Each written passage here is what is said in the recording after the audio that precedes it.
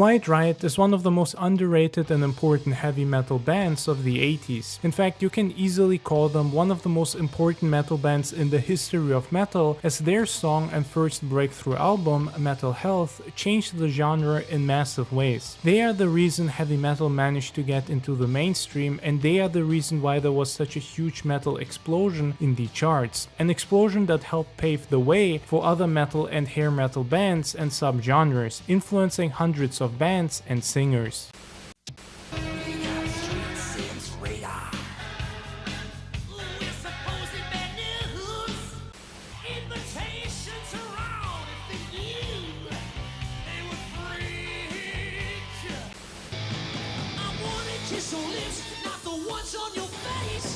What's interesting about Quiet Riot is how, despite the band being extremely influential, most people barely talk about them, and even the metal community doesn't really remember them that often. It's a shame, because they are the reason metal went mainstream and had a massive impact on the 80s, an impact that can still be felt even today.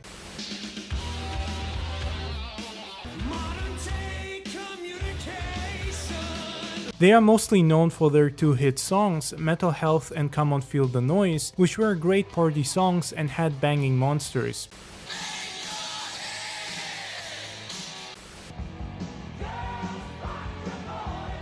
But despite Metal Health and Condition Critical being very solid albums with some amazing songs and lyrics, they never got the recognition they deserved. Even crazier is the fact that Randy Rhoads used to play for Quiet Riot early on in their career for two albums that only got released in Japan and never saw the light of day or even any radio play in America or the West. Those albums were nothing special or mind-blowing, but they still had Randy hammering away some amazing riffs.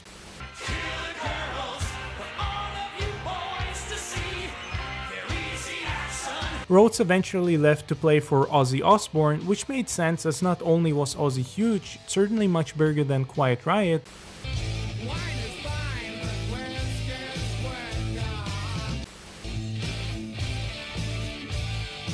but also no record label wanted to take on the band. It was extremely hard for them to get their big break or even some minor level of success, being forced to mostly play bars and small venues, barely making a living. They were grinding and slaving away,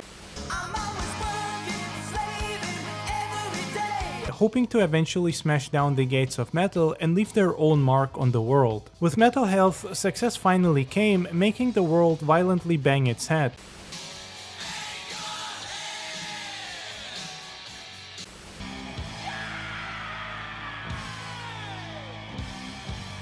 It's actually a very good and raw album that, to me, perfectly defines heavy metal, especially metal the way it used to be in the 80s. It's a shame that people only really know two songs from it, as the entire album is very solid and good.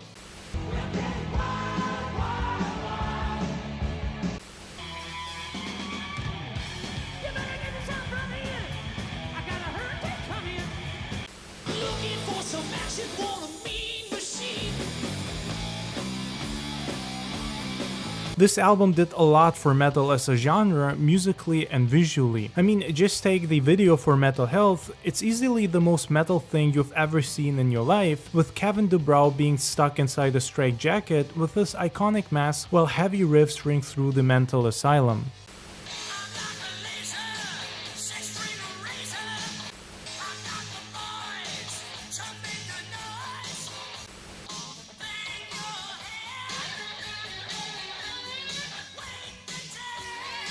It was such a massive heavy metal invasion of the charts that this song even knocked down Michael Jackson's Thriller, which is just insane if you consider how big Thriller and Michael Jackson were at the time.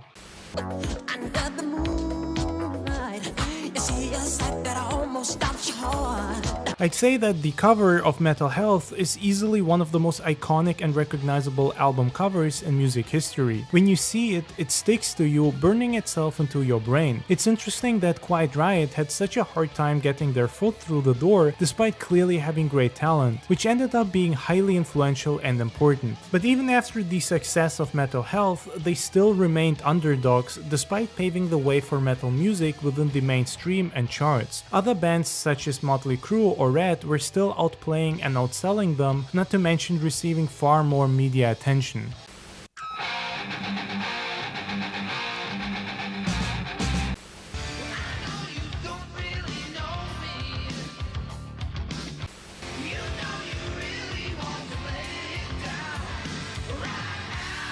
I never understood how that was possible considering the banger that Metal Health is, until I learned what type of person Kevin Dubrow was. He had a massive ego, and while you might think that that's nothing out of the ordinary within the genre, especially at the time, Kevin was a different case. He was burning so many bridges you could see the fires from Mars. He picked fights with almost anyone he could, be it other bands or even his own band members. It got so bad that Quiet Riot eventually had to fire him, which meant that he got fired from the very band he created due to his behavior.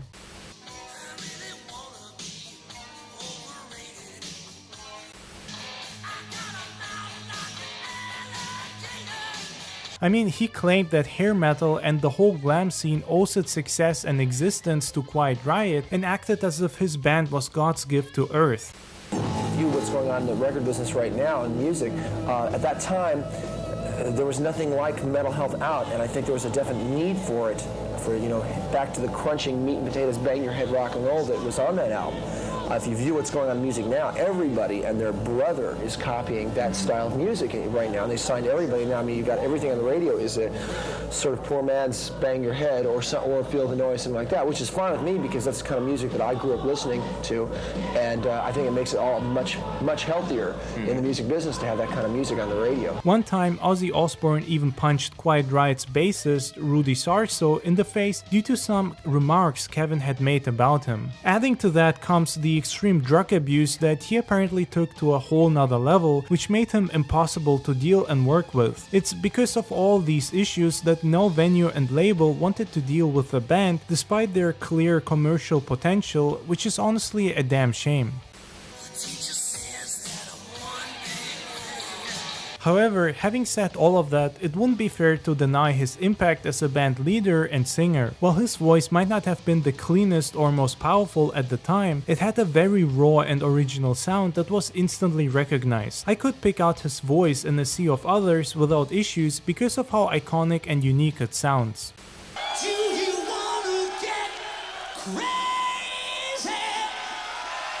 I mean, do you really want to go wild and get crazy?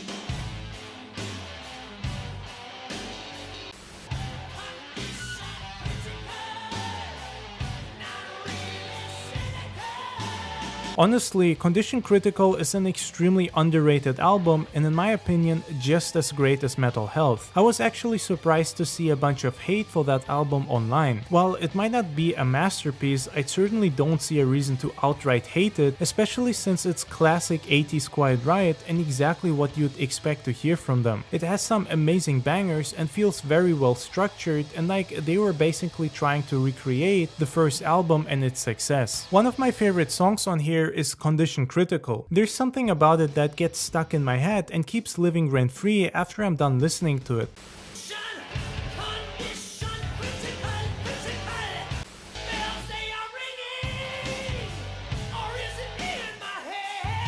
It's also a fitting song for the album because it perfectly describes the situation Quiet Riot was in. They had to record this album almost immediately after they finished touring for Metal Health, completely burned out and exhausted. The fact that it managed to be as good as it is honestly crazy and just further proof of how talented the band was. Condition Critical is also interesting because it feels like a darker album. Even some of the more upbeat songs like Sign of the Times have a darker tone. No more silent nights for you. Santa knows when you've been naughty, and he knows when you've been nice, and he knows when you need an MTV Metal Christmas. It's MTV's heaviest Christmas contest. You win, and Quiet Riot comes to your house on December 25th with a mountain of Techniques equipment. I'm Donna, I'm Blitzen, I'm Carlos Camazo, I'm Rudy, I'm Frankie, I'm Kevin Dubrow.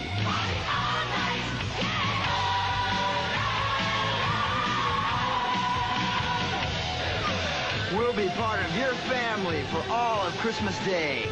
So let your neighbors feel some Yuletide noise.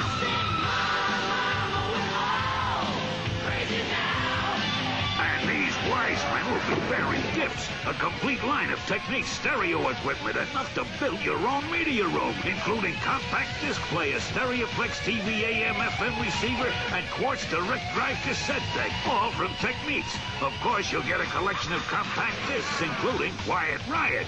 So if this is your idea of a family holiday, send your postcard to MTV Metal Christmas, P.O. Box 1211, Radio City Station, New York, New York 10101. Quiet Riot is coming to your house on December 3. And unfortunately, Condition Critical was the last album that saw any major level of success, with the band eventually being drowned in a sea of other metal bands. It makes me wonder what would have happened if the band had behaved differently or had been managed better. They had an insane level of potential that never really managed to take off. Quiet Riot will forever be one of the most legendary metal bands because of their massive influence on the genre and head-banging power. So you